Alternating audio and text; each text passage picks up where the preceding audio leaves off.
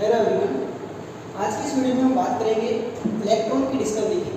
Electron जो है वो सब एटॉमिक पार्टिकल्स होता है किसी भी एटम का, और इस सब एटॉमिक पार्टिकल की डिस्कवरी किस तरह से हुई है उसे आज के हम इस वीडियो में देखने वाले हैं। So today's topic is discovery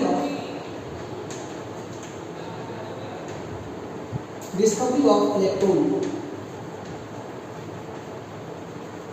electron की डिस्कवरी किस तरह से हुई है?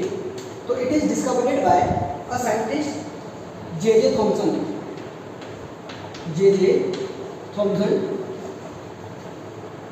Bye an experiment. एक एक्सपेरिमेंट जे थॉमसन ने किया और उस एक्सपेरिमेंट से इसकी डिस्कवरी हुई।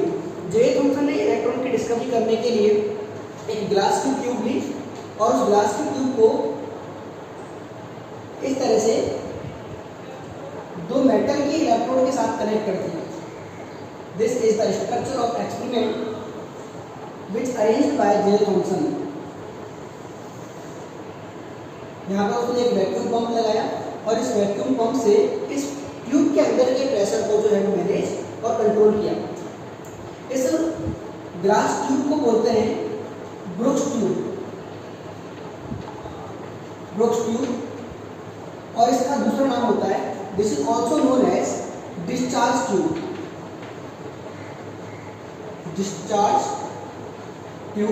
अब इस डिस्चार्ज ट्यूब को दो मेटल के इलेक्ट्रोड के साथ में कनेक्ट कर रहे हैं, एक इस कॉर्नर पर और दूसरा इस कॉर्नर पर। अब इन दोनों इलेक्ट्रोड को एक हाई वोल्टेज बैटरी के साथ कनेक्ट किया जाता है।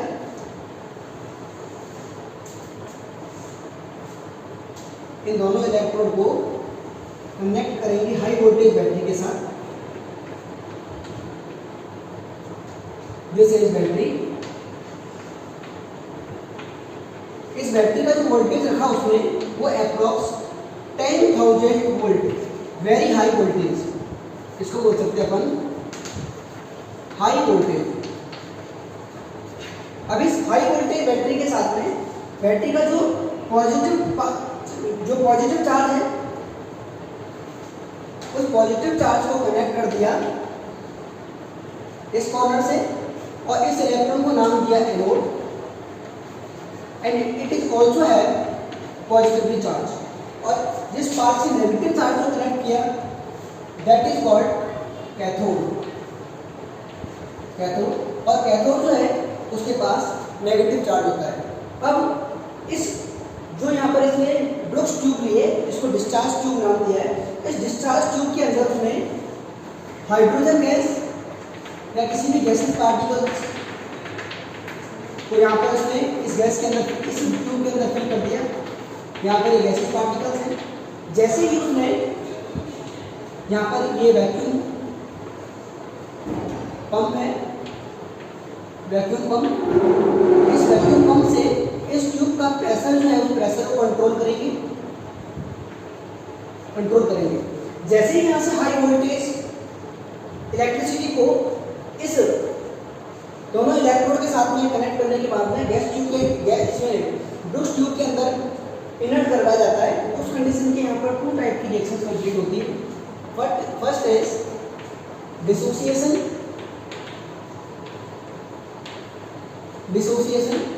And second is ionisation. अब देखने वाली बात यहाँ पर आती है कि डिसोसिएशन और आयोनाइजेशन होता किसका है।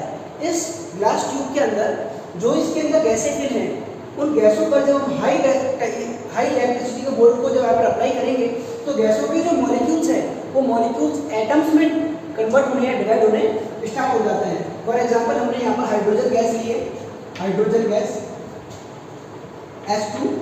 तो यहाँ पर हाइड्रोजन गैस के मॉलिक्यूल्स हैं तो H2 मॉलिक्यूल्स हाइड्रोजन गैस के जब डिसोसिएट होते हैं तो यहाँ से H2 एटम्स का फॉर्मेशन होता है।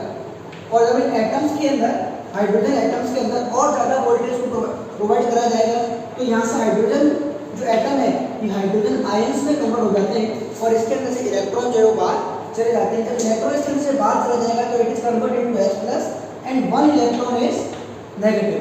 तो ये वन इलेक्ट्रॉन है, ये वन इलेक्ट्रॉन और ये पॉजिटिव चार्ज जो है इस ग्लास ट्यूब के अंदर जो है वो रोटेट करते रहते हैं।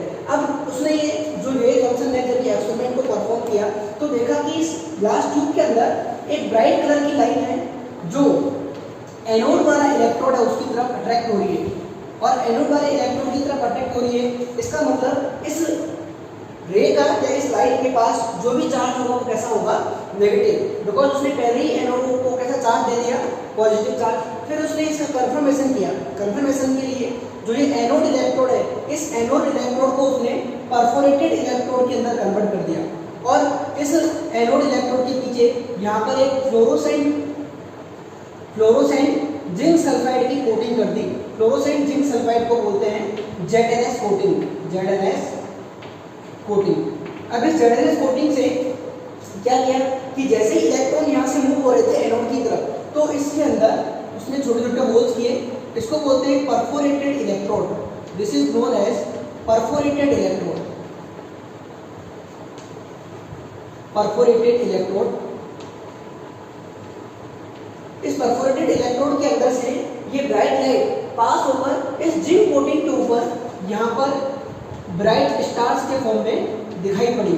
इससे कंफर्म हो गया कि जो ये पार्टिकल्स है, उन पार्टिकल्स के पास नेगेटिव चार्ज होगा, और नेगेटिव चार्ज पार्टिकल्स को बोलेंगे कैथोड रेज पार्टिकल, इनको बोलते हैं कैथोड रेज पार्टिकल्स, बिकॉज ये कैथोड वाले इलेक्ट्रॉन की तरफ से किसकी तरफ मूव कर रहे थे, एनोड से, बट इनका इजेक्शन कैथोड से नहीं होता है। ये कहाँ से इमिट होते हैं, कहाँ से इनका फॉर्मेशन होता है, for dissociation and ionization of H2 molecule से इनका फॉर्मेशन होता है, और इसकी वजह से इनका नाम होता है cathode rays particles, cathode ray particles. और कैथोड रे पार्टिकल्स के पास नेगेटिव चार्ज होता है, और नेगेटिव चार्ज होने की वजह से इसको नेगेटिव चार्ज पार्टिकल्स भी कहते हैं।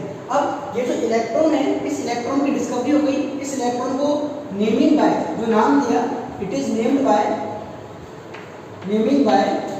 Other scientist, that is stony. उस साइंटिस्ट का नाम था स्टोनी। स्टोनी ने इसको नाम दिया इलेक्ट्रॉन। अब हम बात करते हैं इलेक्ट्रॉन के चार्ज की। तो इलेक्ट्रॉन का चार्ज होता है नेगेटिव, इसका रिलेटिव चार्ज होता है -1, बट इसका एक्सपेरिमेंटली चार्ज की जो वैल्यू है वो है -1.6 × 10⁻⁻19 कूलम। और सेकंड पॉइंट इसके अंदर हमको जो याद रखना होता है वो है mass of electron, that is 9.1 × 10⁻31 kilogram. और इस तरह से इस डिस्चार्ज ट्यूब एक्सपेरिमेंट से इलेक्ट्रॉन की डिस्कवरी हो जाती है। Thank you.